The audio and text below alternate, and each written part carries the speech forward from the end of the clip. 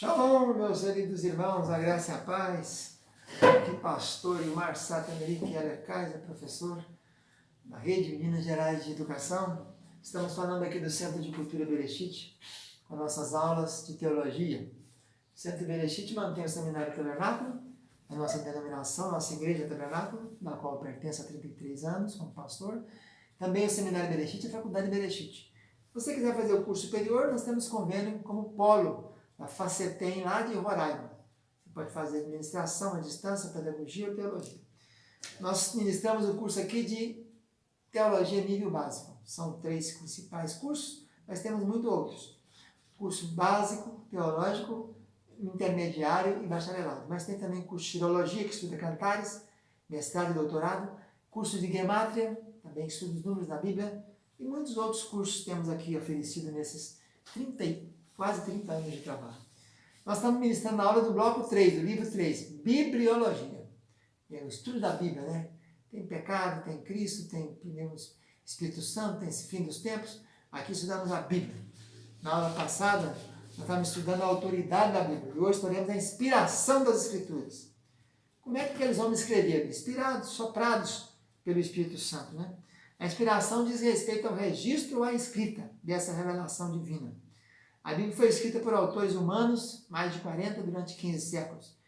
Então, devemos perguntar, em que sentido seus escritos poderão ser achados palavras de Deus? Por que a gente entende que é a palavra de Deus?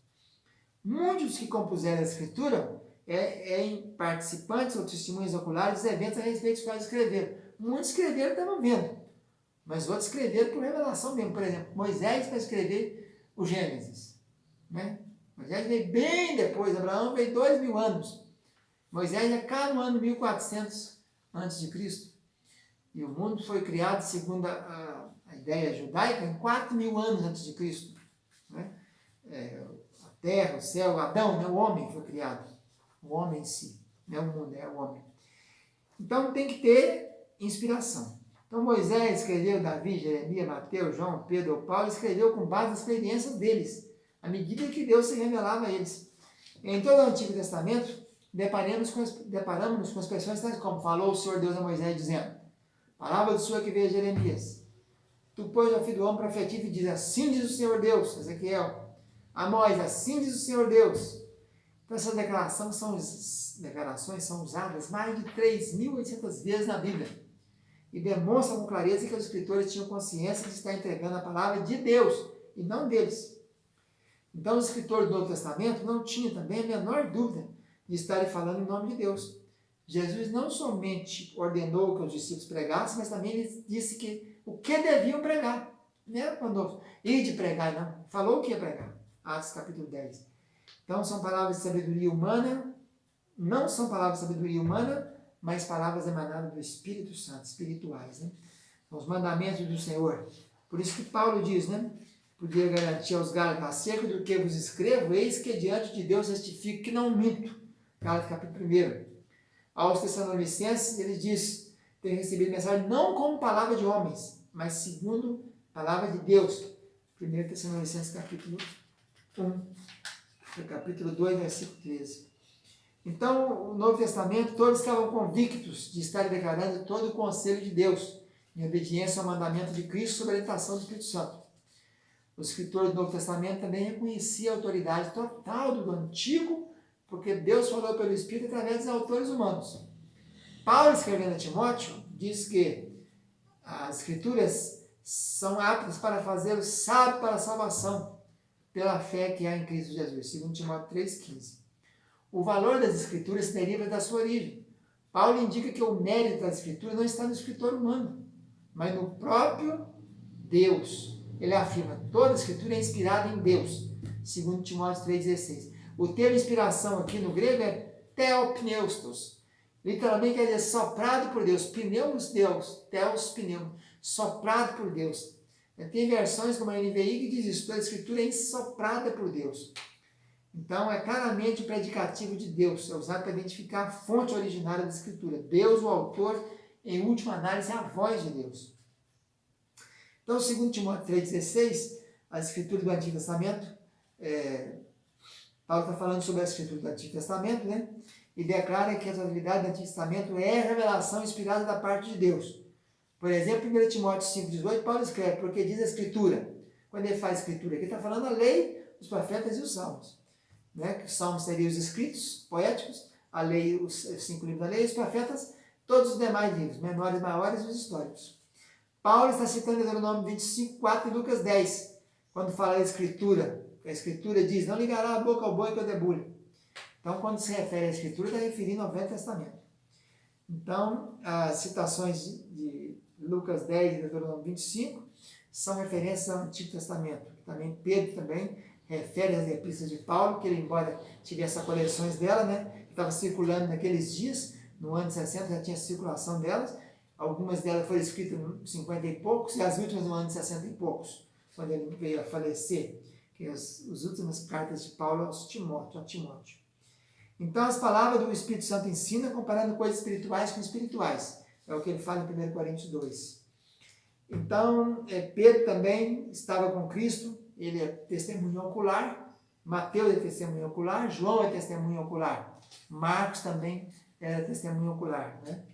Então, quando ele fala em 2 Pedro, capítulo 1, versículo 19, que diz assim, temos no ensino a palavra dos profetas, a qual bem fazer estar atentos, como a luz que ilumina o lugar escuro, até que o dia esclareça e a estrela da alma apareça em vosso coração. Então, aqui nós temos em 2 Pedro 1,19, falando que as Escrituras, os autores humanos eram levados adiante, conduzidos. O verbo aqui é o verbo fero. Fero é aquela rajada de vento que empurrava o navio para frente. Então, a pessoa recebeu uma rajada de vento do Espírito Santo, que falou e ele escrevia o que o Espírito falava. Por isso foram homens santos inspirados pelo Espírito Santo. Né? Então, uma parte da Escritura representa o Velho Testamento. Quando fala de Escritura, fala do Antigo Testamento. Nenhuma profecia é de particular interpretação, segundo Pedro 1. Porque a profecia nunca foi produzida pela vontade de homem algum, mas homens santos falaram, soprados, empurrados pelo Espírito Santo. Quais são os modos da inspiração? Tem o modo intuição natural, iluminação especial, orientação dinâmica, plenária verbal ou ditado divino. Vamos falar um pouquinho sobre cada um. Primeiro, o modo de intuição natural. A inspiração é meramente a perspicácia natural dos assuntos espirituais, exercidas por pessoas bem dotadas. Então, seria uma intuição, né? Tipo assim, você intui, você está entendendo que aquilo foi falado. Iluminação especial seria a intensificação ou exaltação divina das percepções religiosas que todos os cristãos têm em comum. Então, recebeu a iluminação do Espírito Santo. Orientação dinâmica é a orientação especial pelo Espírito Santo, dada aos escritores bíblicos, para garantir toda a mensagem divina que trata de matérias concernentes à fé religiosa e ao viver piedoso. Plenária, inspiração plenária verbal. Plenária total, falada pela boca, né? A inspiração é a combinação entre a expressão natural dos escritores e a iniciação e orientação especial dos escritos concedidos pelo Espírito Santo. Então, o Espírito fala e a pessoa escreve. E, por último, o ditado divino, que é meramente escrever só o que está recebendo. Vamos falar, então, agora um conceito da inspiração. Vamos formular um conceito aqui para acabar essa aula de inspiração. Então, o conceito de inspiração deve levar em conta tudo quanto é necessário para a revelação divina ser comunicada com exatidão. O modo certo de inspiração deve incluir todos os elementos que a Bíblia postula, tanto no ato de inspirar quanto nos efeitos desse. Deve também reservar um lugar apropriado à atividade de Deus e à atividade humana. Tem que separar uma coisa, Deus falando e você escrevendo. Então, toda a Escritura é inspirada por Deus e, portanto, toda a Escritura é a palavra de Deus. Toda a Escritura é proveitosa, é uma regra completa e suficiente para a fé e prática. E outra coisa importante é que a Escritura, na totalidade, tem que ser aceita em sua integridade e plenitude. Não pode tirar daqui e dali. Eu aceito isso, não aceito aquilo. O outro ponto, ela é mais fidedigna do que qualquer observação meramente humana, seja empírica, científica ou filosófica. E, por fim, é condicionada à veracidade, por nenhuma limitação do seu autor humano. Então, ela não depende nem está limitada à ação do homem, né? É o conceito, então, de inspiração. O que é a inspiração verbal e plenária? É aquela que evita o exagero de se enfatizar a atividade de Deus a ponto de negligenciar a participação humana. Tem que entender que o homem está nela, participa, ele recebe. ele é o receptor dessa revelação. Então, ela tem que mostrar, enfatizar a contribuição humana a ponto de desprezar o pensamento próprio dele e receber o pensamento do Espírito que está falando com ele. Os conceitos de orientação dinâmica e da inspiração verbal e plenária são sustentados por muitos eruditos, que, na verdade, tais conceitos reconhecem a obra do Espírito Santo. Então, a orientação dinâmica é porque recebe paulatinamente, e ao mesmo tempo, e sempre. E verbal e plenária é porque é o homem que recebe a palavra da boca de Deus totalmente. Então, a inspiração plenária e verbal sustenta que a orientação do Espírito Santo estendia-se a todas as palavras nos documentos originais, nos autógrafos. Na inspiração plenária e verbal, a orientação do Espírito Santo estendia-se até as próprias palavras, que é o escritor selecionava para expressar os seus pensamentos. Até nas palavras era ditado o que se tinha que fazer, né? Então, a inspiração plenária e verbal evita o problema da relatividade teológica, sem deixar de lado e levar em conta a variedade humana de reconhecer a inspiração e estender-se à totalidade das Escrituras. A inspiração plenária e verbal contém uma definição essencial no próprio nome, é a crença que a Bíblia é inspirada nas próprias palavras verbal, escolhida pelos escritores. É a inspiração plenária, plena, total, inteira, porque todas as palavras em todos os escritos originais são inspiradas nos originais, né?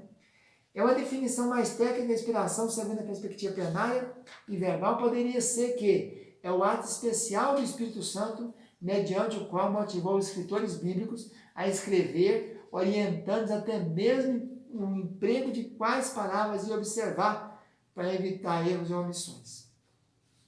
Ela leva o conceito da inspiração até a plena infalibilidade, pois que todas as palavras são, em última análise, palavras de Deus. A Escritura é infalível, porque a palavra de Deus é infalível. Então é isso aí. Na próxima aula falaremos então sobre a inerrância da palavra.